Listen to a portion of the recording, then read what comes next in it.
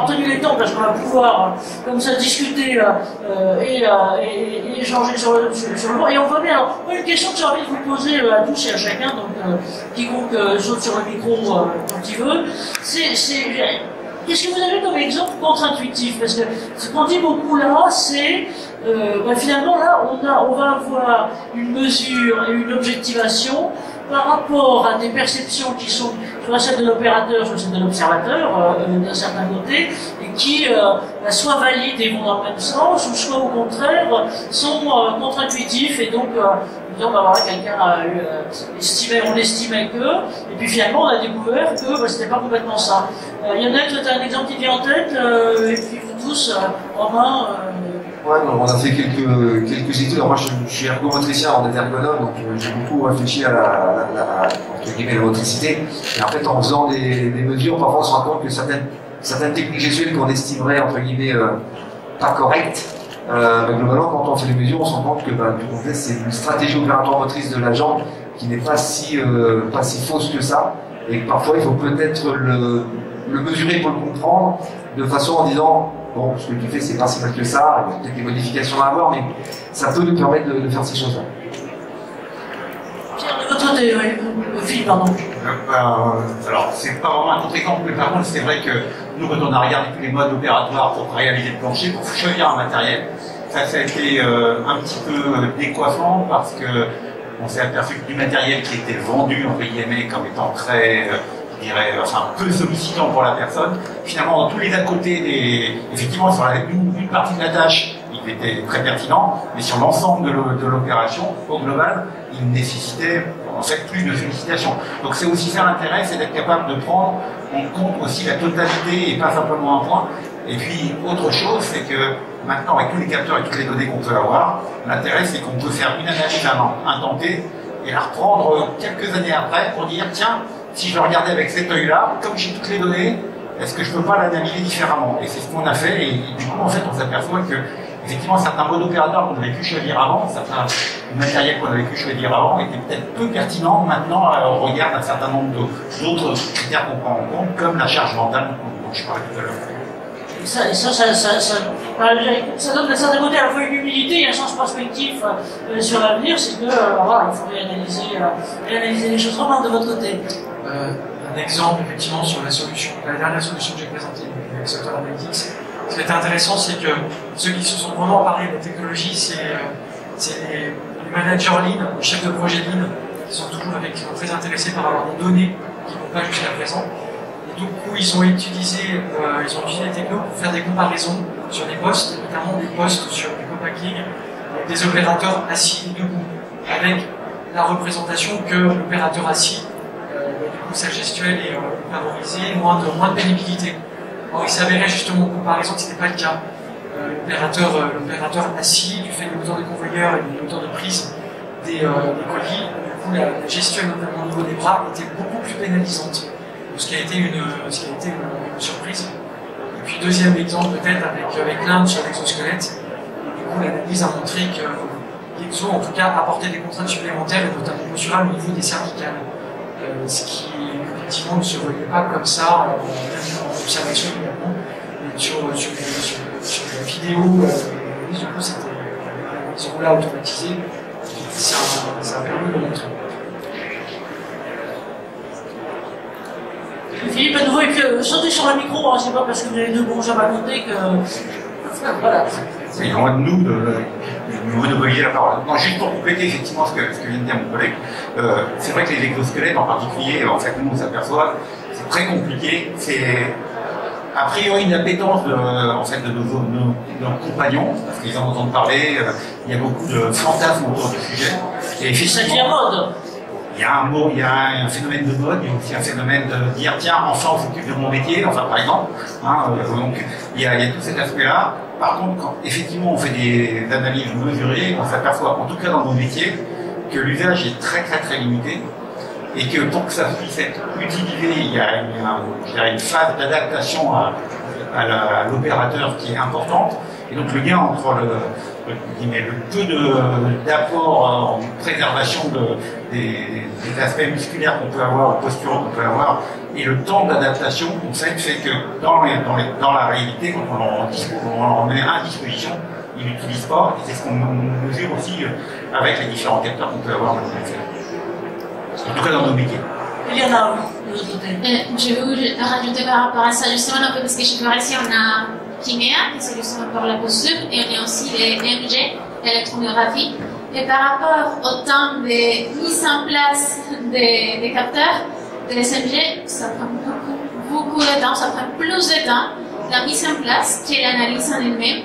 Et les opérateurs, déjà quand ils me voient arriver, justement, je demande son permis justement pour faire l'électromyographie et que la signal soit bien, bah, des fois il faut enlever les poids et donc du coup ils ne savent pas. et ça c'est l'avantage justement en fait d'avoir des capteurs qui justement c'est hyper simple à mettre en place comme le cas de Kinea, mais par exemple dans le cas de l'électromyographie. Et je pense qu'il faut justement prendre en compte ça, que nous, en tant qu'utilisateurs, en tant qu'ergonomes, soit hyper simple pour nous, mais aussi pour les opérateurs qui soient ouverts à ce type de nouvelles technologies. Oui, c'est pour ça que, par exemple, nous, les deux minutes après, peut-être une question dans la salle. On les utilise plus non plus, et du coup, on s'oriente vers d'autres technologies qui commencent à arriver. Merci d'ailleurs, Maxime, pour ça. Maxime, vous voulez rajouter quelque chose? Et puis, qui a envie de poser une question? On pourra continuer tout à l'heure, hein, parce qu'on va se faire virer d'ici pas très longtemps, pardonnez-moi. Maxime, une remarque à l'écho à ça. Du coup, en commentaire, c'est vrai que nous, du coup, on challenge un peu l'électromyographie en mesurant la vibration musculaire, ce qui implique qu'on ne va pas raser l'opérateur, on va vraiment juste placer le capteur contre la zone, donc c'est beaucoup plus simple à installer. Et aussi, un élément qu'on a pu détecter, notamment sur un test d'exosquelette, c'est qu'un opérateur s'est habitué à l'équipement. C'est un exosquelette du coup haut du corps qui lui soulageait énormément les épaules, mais dans l'habituation, on va dire, à force d'habitude de porter l'exosquelette, il commençait à s'avachir dans l'équipement, et donc on a constaté qu'effectivement il y avait une sursollicitation au niveau du bas du dos, et donc certes lui il ressentait le bénéfice au niveau des épaules, mais il laissait justement son dos à découvert, et donc potentiellement ça pouvait créer un point chaud qu'on a pu détecter, et après par formation ensuite il a récupéré une bonne habitude pour porter l'équipement. Et c'est vrai que des fois la mesure permet vraiment de localiser le problème et donc d'y apporter un correctif assez rapidement. Merci et bravo à vous, parce que c'est tous, et aussi ceux qui est dans la salle, c'est du courage, je dirais, globalement, pour faire avancer, pour mettre tout ça, j'allais dire, au point, et le faire évoluer. Parce que, encore une fois, ce que vous dites tous, c'est que les techs qu'on a globalement là maintenant, je dirais demain, elles seront forcément différentes, d'où l'importance. Alors, Philippe, je ne vais pas dire que pour vous c'est facile, parce que vous êtes une grande structure et que vous avez l'ensemble de la R&D qui peut vous aider, mais aussi de pouvoir s'appuyer sur l'extérieur, sur les écoles, donc ça a été cas de Pierre à un moment. On vous remettra aussi, je vous indiquerai, parce qu'on a, c'était en septembre dernier à Préventica Lille, où on a fait intervenir, c'était un réseau de chercheurs, alors il y avait certains qui étaient un peu un bus, mais un réseau de chercheurs européens avec, pour certains étaient en Belgique, enfin francophones, et c'était notamment, je pense que sur les postures que vous indiquiez tous les deux, les postures de la nuque, qui prend les problèmes cervicaux ou moins, sur lequel c'était des kinés d'ailleurs, qui étaient chercheurs là-dessus, qui ont fait des avancées absolument fantastiques, d'où l'importance en gros de tout ça. Un mot vous avez qui a une question là, pardon. Jacques, pardon. Le président a toujours raison. Une question de curiosité. Les capteurs continuent à se développer, il y a une richesse technologique là, mais ça donne une foule de données. Et qui travaille à ce que les données deviennent parlantes? Parce que j'ai des milliers de données, et puis il faut qu'elles soient parlantes pour savoir utiliser. Et cette étape-là, est-ce que vous pouvez en dire un mot? En tout cas, concernant Motel, en tout cas, nous, effectivement, on collecte un volume énorme de données, en plus de données de différentes natures. Donc, on parle d'activité musculaire, de mouvement, de fréquence cardiaque. Et donc, c'est là où c'est le rôle de data scientists qui vont justement tenter de trouver, justement, faire apprendre par justement le regard d'experts comme des ergonomes, et mélanger avec la data, on va pouvoir du coup taguer cette donnée, la valoriser, et du coup faire en sorte que la donnée on puisse prédire des situations, en tout cas rentrer dans du prédictif. Ça effectivement, avec beaucoup de données, on peut y arriver. Merci de cette précision, parce que c'est effectivement le grand enjeu. J'allais dire, c'est passer d'un bruit ou d'un brouillard à des choses qui sont pertinentes. Philippe, à vous, ça sera peut-être une seconde fin. Si je peux juste ajouter, moi je suis entièrement d'accord, il y a un enjeu vraiment de compréhension de la donnée. Nous, on se base à l'heure actuelle sur des normes qui sont établies, donc avec une compréhension des professionnels de ces normes-là. On parlait Roulard, EVA, NIOSH, enfin toutes ces normes, NFX 509 et autres. Mais la data, ça va être l'étape d'après, donc c'est une étape sur laquelle on travaille conjointement. Enfin, c'est des choses où comment on rend un signal électrique, par exemple d'un muscle, compréhensible avec un risque de TMS. Bah, pour le moment, c'est pas simple. C'est encore à l'état de recherche. En tout cas, ça se développe et c'est les axes d'arrivée. On appelle ça driven by data, où l'enjeu va être de comment on va rendre ça intelligible pour les professionnels de terrain. En fait, il y a effectivement, nous, en tant qu'utilisateur, vous avez beaucoup aussi sur des sachants, effectivement, on en a quelques-uns là ici. Les sachants, vive les sachants. Oui, tout à fait. Mais la data, c'est une chose. Il est important de la conserver de manière anonymisée. Donc tout ça, il y a aussi un certain nombre de choses aussi à prendre en compte. C'est un facteur important à prendre en compte. Et puis derrière, la data, c'est rien si on la transforme pas en information. En information utile. Et les informations, en fait, nous, on s'appuie sur nos sachants internes, là, pour le coup, les ergonomes, les gens de méthode, les gens qui travaillent aussi en excellence opérationnelle. Enfin, voilà, tout ce genre de choses. Donc, il y a des données qu'il faut qu'on conserve, comme je l'ai expliqué, nous, on s'en sert peut-être quelques années après, mais il y a surtout la transformation en information utile. Et ça, c'est plutôt lié au savoir-faire métier, au savoir-faire, je dirais, des ergonomes, etc.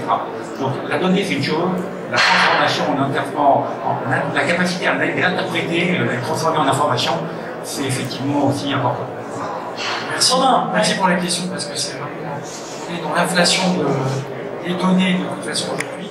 Il y a une étude qui a été faite par le MIO il y a quelques années, on estime que 8% seulement des données d'entreprise sont utilisées. Donc il n'y a pas de raison que les données dont on parle ne subissent pas le même sort. L'enjeu pour moi, vraiment pour le coup de ces données-là, c'est qu'elles soient discutées. Pour moi, une donnée telle qu'elle, soit une donnée RH, une donnée effectivement d'analyse de poste, si elle n'est pas discutée entre, en tout cas, différents acteurs, elle n'a pas beaucoup d'intérêt. Alors rester dans un tableau quelque part, dans une annexe, d'où l'enjeu d'avoir aussi des données qui soient facilement mis en scène, je dirais, scénarisées aussi pour être compréhensibles et discutées par tout le monde, par les personnes concernées. Merci de préciser, effectivement, la question est essentielle. On a commencé à la traiter, je dirais, au cercle, déjà depuis 1 an. Si vous allez traficoter sur notre site, vous trouverez notamment des choses sur la question des données santé. Et nous, on pousse sur l'intégration, par exemple, des données santé-travail à cet ensemble de données. Alors, on ne raconte pas les pulsions qu'on fait du côté du ministère de la data, de santé, globalement de l'ensemble. Mais effectivement, ça pose des questions qui sont pour certaines, qui sont très très lourdes, notamment du côté de l'anonymisation des données, la vraie anonymisation des données. Mais il y a maintenant, alors ce sera l'un de nos prochains trucs là-dessus, des systèmes qui permettent, j'allais dire, si on était dans le monde du Bitcoin, une tokenisation des données, une avatarisation des données, qui coupe totalement la reconnaissance possible et qui fait que, d'un certain côté, on a en ce moment des acteurs, des deux côtés des partenaires sociaux, qui sont à la fois patronaux, qui craignent la remontée sur leur responsabilité, et de l'autre côté, les salariés qui craignent la traçabilité et donc les sanctions potentielles là-dessus. Là, je dirais que dans les 6 mois, on aura un truc à vous proposer. Voilà, bah écoutez, je sens là-bas que je suis en train de me faire engueuler, même s'il est 59 à ma pendule, mais je vais vous demander de les applaudir très fort et de dire merci à vous, merci à l'équipe d'avoir été là, merci à vous. Et prochaines étapes, donc vous avez dû laisser vos coordonnées via vos badges. On vous enverra le lien pour récupérer les dossiers. Ils sont là. Merci à vous tous de vous être pliés avec gentillesse à mes directivités sur l'horaire. Merci à vous.